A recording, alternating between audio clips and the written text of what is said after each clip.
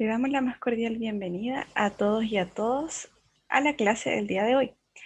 El día de hoy vamos a ver las características que ha tenido, los cambios que ha tenido la educación en estos tiempos de crisis, de una crisis a nivel mundial, que es la pandemia causada por el COVID-19. La UNESCO ha identificado grandes brechas en los resultados educativos, los cuales se relacionan con una desigualdad distribución de los docentes en general y de los docentes mejor calificados en particular, en desmedro de países y regiones con menores ingresos y de zonas rurales, las que suelen concentrar además a población indígena y migrante. O sea, desde siempre hemos visto una diferencia dentro de la educación si hablamos de nuestro país, Chile. Acá hemos visto desigualdades en lo que son los docentes mejor calificados, la estructura de los establecimientos. Pero ¿qué pasa con esto, con estas capacidades, con estas habilidades a las cuales estaban acostumbrados los docentes en pandemia? En donde no pueden haber contacto ocular, donde la gestualidad no, no es fácil de comprender. ¿Qué es lo que pasa? La continuidad de los aprendizajes en tiempo de pandemia. Aunque estemos pasando por una crisis mundial, como es el COVID-19, la educación debe seguir. Se debe continuar. Pero debemos continuarla de una manera saludable, de una manera segura, de una manera eficaz. Pero ¿cómo hacemos que el estudiante adquiera todos los aprendizajes de una forma significativa? En relación a la suspensión de las clases presenciales, la necesidad de mantener la continuidad de los aprendizajes ha impuesto desafíos que los países han debido abordar mediante diferentes alternativas, estrategias, metodologías y soluciones en relación a las formas de implementación del currículo, por medios no presenciales y con diferentes formas de adaptación. Diferentes países han tenido que adaptarse y utilizar los medios de comunicación para poder transmitir los conocimientos y que los estudiantes obtengan el aprendizaje. Por ejemplo, a través de clases virtuales, utilizando diferentes medios, diferentes canales para que los estudiantes puedan acceder, organizándose de una manera diferente, utilizando estrategias audiovisuales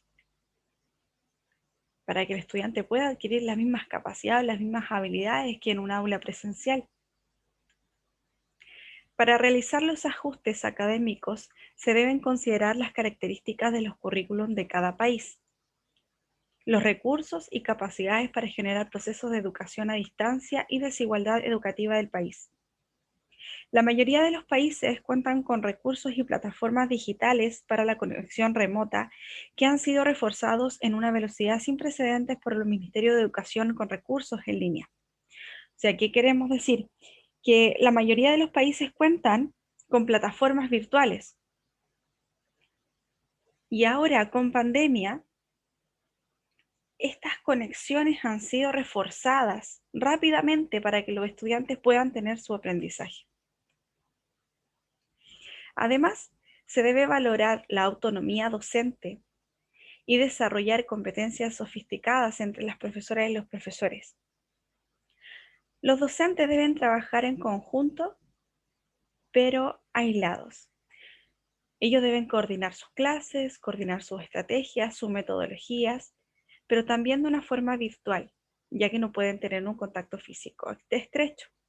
Algunos países han diseñado propuestas de priorización curricular que incluyen un conjunto reducido de aprendizajes esenciales en las diferentes disciplinas, transitando desde la priorización curricular al currículum vigente y especificando los contenidos por nivel, desde los imprescindibles hasta los nuevos aprendizajes asociados a objetivos significativos que puedan articularse entre las asignaturas. Es decir, Muchos países han optado por priorizar algunas asignaturas y contenidos para que sea de más fácil acceso que los estudiantes adquieran el aprendizaje.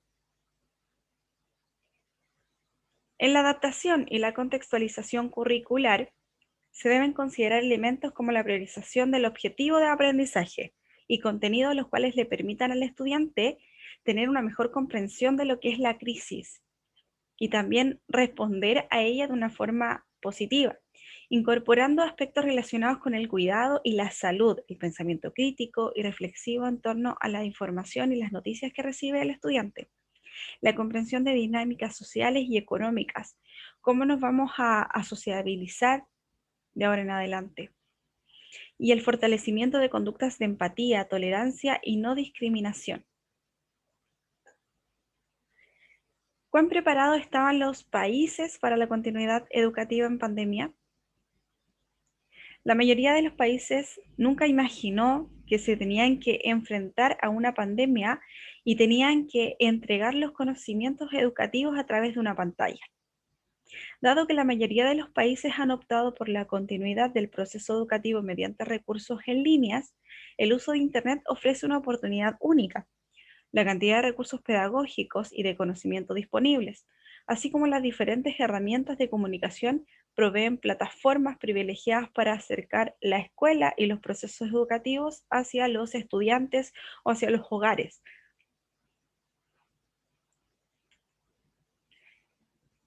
En las últimas décadas, la inversión en infraestructura digital en el sistema escolar ha sido importante en la buena parte de los países de América Latina.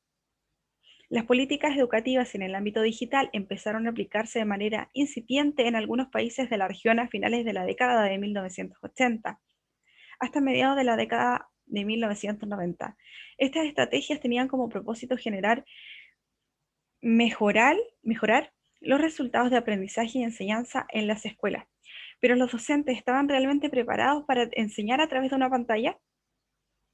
O sea, muchos de los docentes en nuestro país se rige por la enseñanza tradicional. Y acá detrás de la pantalla ha tenido que incorporar estrategias nuevas, metodologías nuevas y lúdicas para poder trabajar con 25 o 30 alumnos en línea a través de una pantalla. Por lo tanto, acá el docente debe recurrir a las habilidades aprendidas y a las experiencias que le ha dado la docencia para poder realizar actividades que sean significativas y el estudiante pueda adquirir el aprendizaje de una forma óptima. La adaptación de los procesos de evaluación. Dentro del proceso de aprendizaje existe también el proceso de evaluación. ¿Cómo evaluamos a los estudiantes? ¿Cómo sabemos que el estudiante ha adquirido ese aprendizaje? El desarrollo de instrumentos de evaluación formativa y de autoevaluación permite, además, fomentar los procesos de evaluación a cargo de los docentes en conjunto con sus estudiantes para evaluar el avance de estos con respecto a las metas de aprendizaje propuestas. En la mayoría de los casos, en estos momentos de pandemia, el docente practica la evaluación y la autoevaluación, en donde permite que el estudiante participe en la revisión y en la calificación. Y de esta forma va a considerar y tomar en cuenta el proceso que tuvo para poder llegar al aprendizaje y también se va a dar cuenta de sus errores. De esta forma, él va a desarrollar diferentes valores, por ejemplo, la empatía, el respeto, y también se va a colocar en el lugar del docente. Por lo tanto, así de esta forma, todos se acompañan y se apoyan. ¿Existen necesidades de apoyo a docentes y directivos escolares? Sí, por supuesto. Los miembros de la comunidad educativa han sido actores fundamentales en la respuesta de la pandemia del COVID-19 y han debido responder a una serie de demandas emergentes de diversos orden durante la crisis. O sea, la mayoría de las instituciones no solo han debido replanificar y adaptar los procesos educativos, lo que incluye los ajustes de la metodología, la estrategia, la organización, el diseño, los materiales, etcétera, sino que también han debido colaborar en actividades orientadas a asegurar condiciones de seguridad material y de las y los estudiantes y sus familias, como por ejemplo la distribución de alimentos, productos sanitarios y materiales escolares. O sea, acá las necesidades de apoyos a docentes y directivos escolares no solo nos referimos al ámbito académico, sino que el docente ha cumplido labores que están dentro de su área, pero no son específicas de su área. Por ejemplo, dentro de la pandemia vemos que tenemos una crisis económica en donde el establecimiento debe hacer llegar recursos económicos o alimenticios a los estudiantes, en donde los docentes han estado a cargo o la comunidad educativa de hacer entrega de alimentos, subvenciones, materiales, etc. El docente y el personal educativo ha debido enfrentar las demandas de apoyo socioemocional, no tan solo los recursos de alimento, no tan solo el aprendizaje, sino que también el apoyo socioemocional y de la salud mental de los estudiantes, pero también de sus familias, ya dimensión que ha cobrado creciente relevancia durante la pandemia. La acción pedagógica y las nuevas demandas encuentran al personal docente con una formación y una disponibilidad de recursos que tienden a ser insuficientes para los retos que supone adecuar la oferta y los formatos pedagógicos a estudiantes en entornos desfavorecidos. Dentro de la pandemia también tenemos el impacto psicológico socioemocional en la comunidad educativa. Las medidas de confinamiento significan para gran parte de la población vivir en condiciones de hacinamiento por un periodo prolongado, la que tiene graves implicancias para la salud mental de la población y en el aumento de la exposición a situaciones de violencia hacia niños, niñas y adolescentes. Tenemos que considerar que todos los estudiantes son un mundo diferente, viven en un contexto diferente y no todos tienen el acceso a tener una pantalla, una conexión a internet para poder adquirir el aprendizaje. Pero dentro de la crisis, dentro de la catástrofe universal que estamos viendo, que estamos viviendo, tenemos que ver algunas características positivas, por ejemplo, que tenemos la oportunidad para una nueva escuela. O sea, sin duda la relación a la educación. En relación a la educación nos encontramos en un punto de inflexión y tal vez sea un momento para acuñar la frase de esta crisis, de que de esta crisis vamos a salir fortalecidos. O sea, no solo por las nuevas experiencias y la capacidad de enfrentar nuevos desafíos, sino que también porque los liderazgos pedagógicos serán capaces de establecer políticas educacionales que se apliquen en el corto, mediano y largo plazo. Revisión de las mallas curriculares para la formación inicial en carreras de pedagogía, atendiendo a fomentar la adquisición de herramientas de gestión tecnológica, conocimientos técnico-pedagógicos para incorporar prácticas de aprendizaje colaborativo y aprendizaje basado en proyectos que permitan flexibilidad en los procesos curriculares, como la transversabilidad en los objetivos de aprendizaje. O sea, dentro de esta pandemia nosotros hemos analizado, hemos visto todos los desfases, toda la escasez de recursos, de conocimiento, de estrategias. Por lo tanto, cuando todo esto acabe, vamos a tener una experiencia diferente. Vamos a tener que actualizar las mallas, vamos a tener que actualizar las metodologías, las estrategias, y de esta forma vamos a tener una escuela nueva, más positiva y más óptima, entregando un aprendizaje completo y significativo. Hemos llegado al final de nuestra clase y si deseas recibir el manual explicativo y completo de esta clase, déjanos tu correo en el enlace que aparece en la publicación y con mucho gusto te lo enviaremos. Por su atención, muchas gracias.